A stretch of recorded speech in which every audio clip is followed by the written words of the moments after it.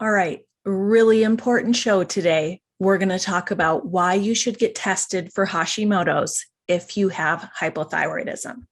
If you've been diagnosed with hypothyroidism, you might be out there taking your prescribed thyroid replacement medication, you're monitoring your TSH levels with your doctor's help, and you're going about your life.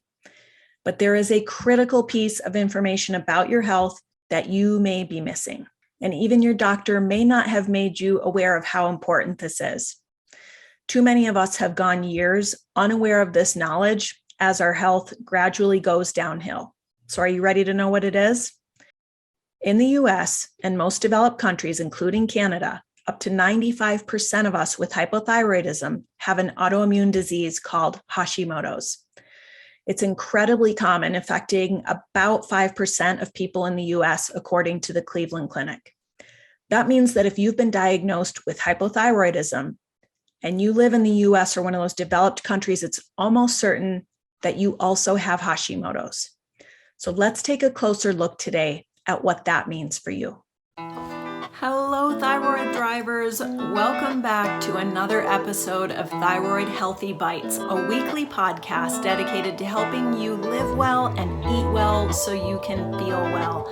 I'm Ginny Mahar, your host and the face behind the apron at hypothyroidchef.com.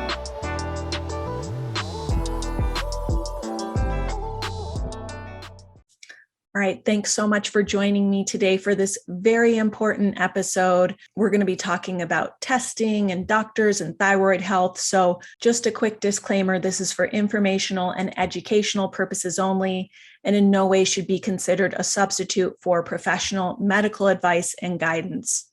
Always discuss diet, lifestyle, and treatment changes with your doctor first. Although this is a more, clinical topic than I usually cover, it is such an important topic to cover because I survey my audience regularly. And I can see from my surveys that the vast majority of people who come to me know that they have hypothyroidism, but they don't know that they also probably have Hashimoto's. And I've also just worked with people who are like, oh yeah, I've just never gotten tested. My doctor never tests me. So I don't think I have that. And there's some big misconceptions around that we're going to talk about today. So what we're going to cover is, first, we'll start with the difference between hypothyroidism and Hashimoto's. How are they different? How are they similar? How are they, related? We'll also talk about why a lot of doctors do not test for Hashimoto's, and why getting tested for Hashimoto's matters, why you need to know this, even if it is kind of scary. I'm also going to share my personal story about this with you, about going 4 years without knowing that what I actually had was Hashimoto's. Well, I just thought that I had hypothyroidism, and what it meant for me to finally get tested, and how it actually was like the beginning of my healing journey. And then we'll wrap it up with your action steps for anyone out there listening who is ready to get this really important and critical piece of information about their health. So why don't we start with hypothyroidism versus Hashimoto's? What is the difference? Hypothyroidism is the condition of having an underactive thyroid. Hashimoto's thyroiditis is an autoimmune thyroid disease in which the immune system attacks and destroys thyroid tissue. So the thing to know is that Hashimoto's is the number one cause of hypothyroidism in the United States and other developed countries, including Canada. The way hypothyroidism is detected is by testing your TSH, or thyroid stimulating hormone. Now, the higher that number, the harder your body's working to try and stimulate the thyroid to make thyroid hormone. It's as if TSH is saying, hey, wake up, thyroid, you need to get to work. So thyroid hormone is essential because it controls our metabolism, and that affects pretty much every system in the body. So if your thyroid stimulating hormone is above 5, that typically indicates hypothyroidism according to conventional medicine. Hashimoto's and hypothyroidism are often synonymous, but they are not the same thing. Hashimoto's disease, also known as autoimmune thyroiditis, is indicated by the presence of anti-thyroid antibodies, usually Tpo antibodies and sometimes Tg antibodies. This can be a little bit confusing, but a person can have elevated antibodies indicating Hashimoto's without having an elevated TSH or any symptoms of hypothyroidism. Hashimoto's is most commonly associated with hypothyroidism, but it can also cause the body to kind of yo-yo between hypo and hyperthyroidism. With Hashimoto's, the body's immune system attacks and destroys its own thyroid tissue. And sometimes that attack on the thyroid gland can release this excess of thyroid hormone and kind of flood the body with it, which can lead to hyperthyroid symptoms. Your doctor might not tell you any of this or even test you for Hashimoto's because it doesn't change the standard treatment protocol of synthetic thyroid hormone and monitoring TSH only. The takeaway is that the vast majority of us in developed countries who have hypothyroidism, in fact, have Hashimoto's. This doesn't mean all hypothyroid patients have Hashimoto's. Also, it's possible to have Hashimoto's without having hypothyroidism, like we talked about. Still, if you've been diagnosed with hypothyroidism, it's a very good idea to ask your doctor to test you for Hashimoto's as well. Why do many doctors still not test for Hashimoto's? You might be thinking, I don't have Hashimoto's, I just have hypothyroidism. Like, surely my doctor would have tested me for Hashimoto's if they suspected I have it. Unfortunately, got to think again. I once believed that too, but as patients in the conventional medical system, that is often not the case. The conventional standard of care and treatment for hypothyroidism, again, is that daily synthetic thyroid hormone, like levothyroxine, and monitoring with TSH testing only. Many doctors just don't feel it's necessary to test for Hashimoto's because it doesn't change their treatment plan. Now, I have to say that standards has left a lot of us, far too many thyroid thrivers, in the dark about what is actually going on in our bodies. If we have an autoimmune disease, shouldn't we be made aware of that? Also, there's other thyroid tests that can make a big difference in addressing and assessing like how well our medication is working for us and ultimately in our quality of life. TSH testing alone does not explain why TSH is off, nor does it show us how our bodies are utilizing or converting our T4 only medications into the active form of thyroid hormone, or T3. Functional, holistic, or integrative doctors do typically take a more comprehensive approach to treatment, which is why so many of us find that it's necessary to find a new doctor who's willing to go beyond that basic standard of care. For many of us, this is just what's been required in order to find the right medication at the right dosage and to more fully understand and be advised on what it means to have an autoimmune disease. As patients, we can always request the antibodies test to check for Hashimoto's. Some doctors will, and some doctors refuse to run them. If this happens to you, I strongly encourage you to either find a doctor who will order the test for you, order the test yourself, or maybe think about some of these at-home thyroid test kits, which can provide the answers you need. There's other causes of hypothyroidism besides Hashimoto's, like iodine imbalance, surgery, radiation. Knowing the root cause is crucial. In the words of thyroid expert Mary Showman, understanding the why behind a diagnosis of hypothyroidism is critical to moving forward with a treatment plan. All right, let's talk about why your Hashimoto's diagnosis matters. Over time, Hashimoto's can lead to destruction of the thyroid gland, the formation of thyroid nodules, thyroid cancer, and a host of other health issues. With Hashimoto's, you're also at an increased risk of other autoimmune diseases. While many of us are able to live relatively normal lives with Hashimoto's, other autoimmune diseases can have a much bigger impact on our quality of life.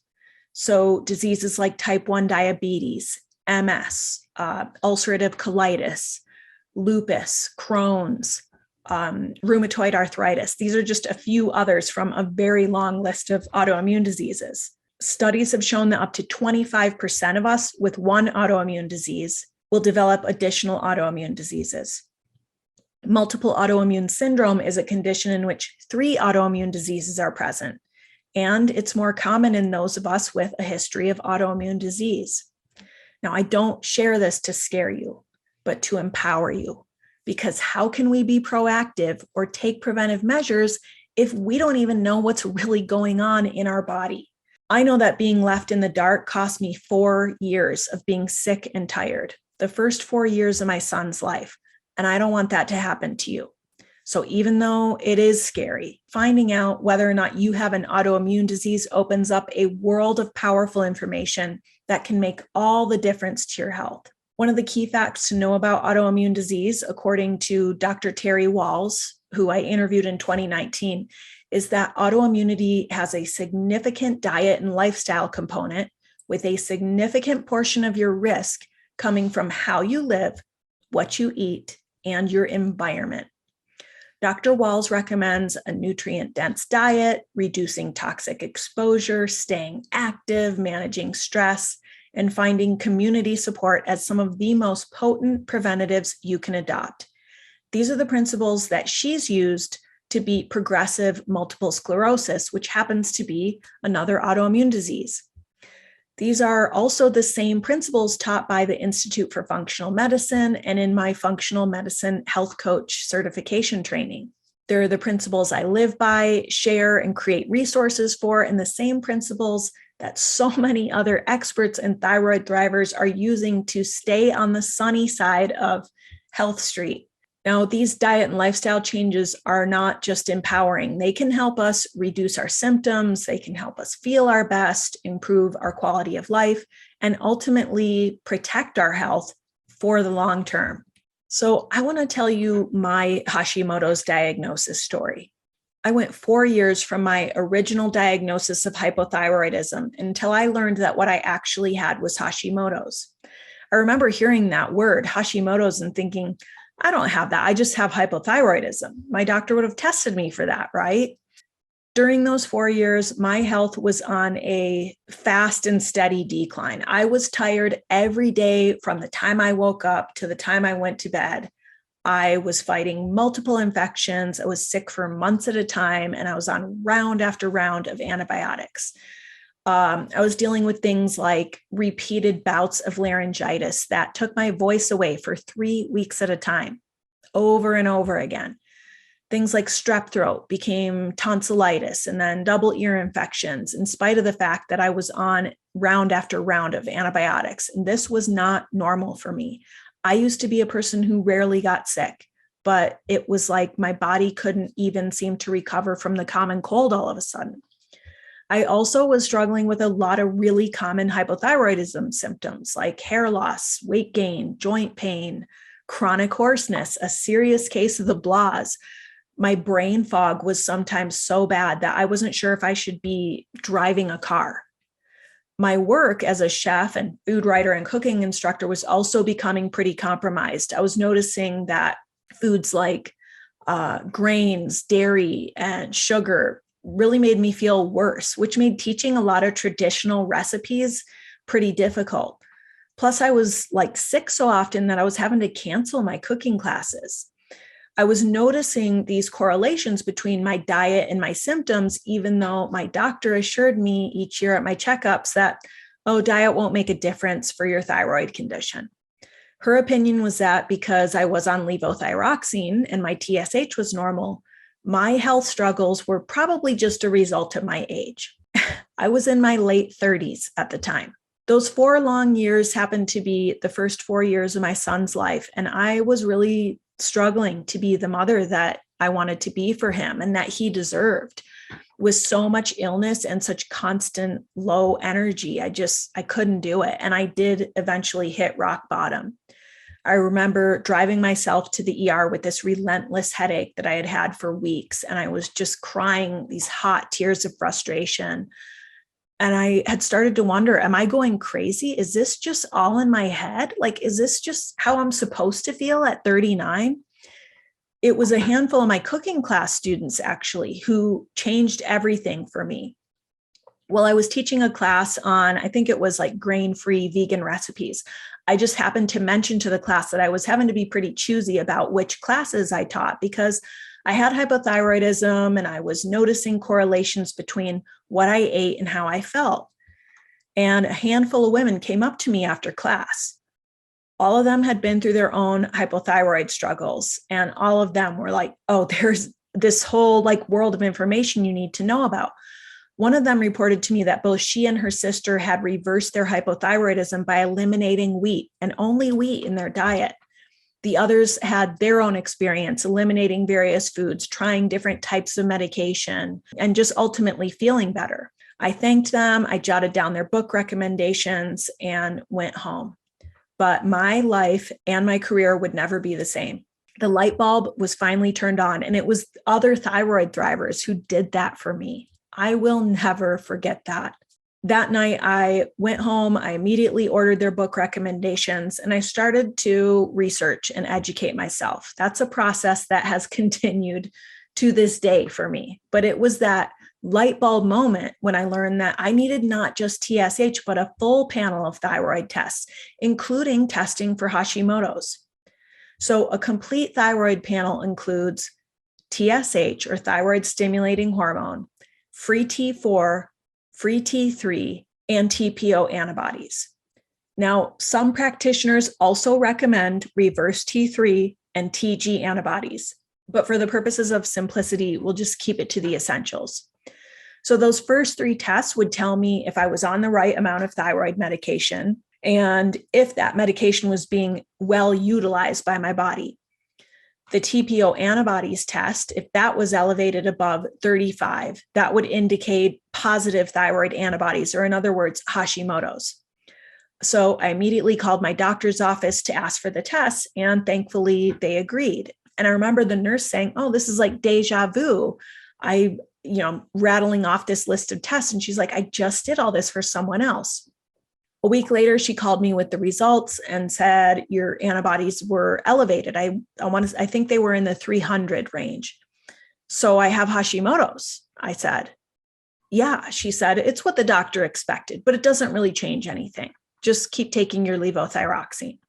Even though the doctor expected I had Hashimoto's, she hadn't tested me because it made no difference to her recommended treatment, levothyroxine and TSH testing only. Although a Hashimoto's diagnosis may not have changed her treatment plan, it certainly changed mine. Knowing that I had Hashimoto's was a key to this whole new world of options to improve my health. And I went after them. I pursued them with gusto. So the first thing I did was I found a new doctor. And after that, I started changing my diet and my lifestyle. Now, the best doctor option in my area ended up being a naturopath who helped me uncover and address some underlying issues like gut dysbiosis and nutrient deficiencies. But her willingness to do the detective work, to listen to me and to validate what I was going through, and to remind me this is not all in your head, it changed my life. And I continue to work with her to this day.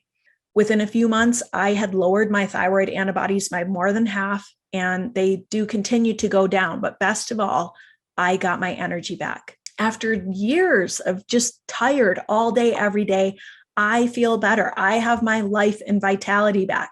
And that's thanks in part to getting my antibodies in check. According to thyroid health experts like Dr. Isabella Wentz, it also means that I may have lowered my risk for additional autoimmune conditions or multiple autoimmune syndrome. The changes I've made, I believe, have kept me relatively healthy and happy and just able to live my life and be the person and wife and mother I want to be. I'm pursuing new dreams. I'm learning new things. I feel vibrant and energized most of the time. I also haven't needed one round of antibiotics since I made this shift in 2015. That is, unless you count the ones I had to take for shoulder surgery, which I don't. But I've just become a person who can say again, finally, I rarely get sick. All right, so if you're out there listening and thinking, all right, it's time, I'm going to ask my doctor for this test, and I hope you do. Let's talk about your next steps. The good news is that finding out if you have Hashimoto's is pretty easy. If you've been diagnosed with hypothyroidism, be sure to just, first of all, try requesting that from your doctor. Ask that they also test you for thyroid antibodies. You can request that Tpo antibodies test as part of a full thyroid panel, which also includes TSH, free T3, and free T4, and sometimes TG antibodies and reverse T3. If your doctor refuses to test you for Hashimoto's, consider finding a new doctor. Or order the test yourself through a company like Paloma Health. They have a complete at-home thyroid test kit that is awesome. It includes all of those tests. They also have a growing number of insurance-covered doctors via telemedicine in several states who specialize in treating thyroid patients and who will never get their feathers ruffled at you asking for a complete thyroid panel. Paloma has generously provided me with a 30% off coupon code for their complete at-home thyroid test kit, and that code is HypothyroidChef. So to wrap it up, if you've been diagnosed with hypothyroidism, but you're unsure whether or not you have or have been tested for Hashimoto's, it's time to find out. Let's just rip the Band-Aid off and do it. Get that complete and accurate thyroid diagnosis, because it is really essential to your healing journey. Hopefully, someday Hashimoto's testing will be standard practice for all doctors. But until that day comes, don't hesitate to advocate for your needs as a patient. Ask for the answers and tests you need and deserve, and keep searching until you find a doctor who's willing to help you solve your health puzzle. All right, that's all for today. I think if one person out there hears this and gets tested, I've done my good deed for the day. And if that person is you, don't forget to take advantage of that 30% discount on Paloma's complete at-home thyroid test kit. They couldn't possibly have made this any easier for patients. It's a truly awesome resource. And with my discount code, I believe it's only like $69. So that code is simply HypothyroidChef, all one word, but I'll put all that in the show notes for you as well. Thanks so much for tuning into this episode of Thyroid-Healthy Bites. If you've enjoyed the show, please don't forget to like, subscribe, or leave a review. If you'd like to know more about how you can live well, eat well, and feel well as a thyroid thriver, you can download my free Thyroid Healthy Grocery Guide at hypothyroidchef.com/grocery. I'll put that link in the show notes for you as well. I'm Ginny Mahar, the Hypothyroid Chef, wishing you happy cooking, happy thriving, and the best of health. See you next time.